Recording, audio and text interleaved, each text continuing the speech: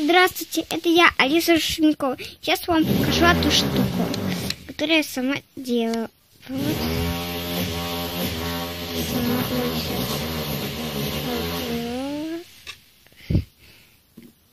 Это мой рисунок. Он красивый, замечательный и хороший. Я его сама рисовала с моей сестрой. Ну, сестры Надя. Вообще, не важно. А там сверлит у нас где-то там в соседней комнате. Это не там сверлит, а в каком-то доме.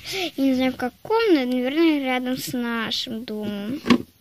И нам скоро купят посуду, потому что мы кушаем с чашками такими сломанными.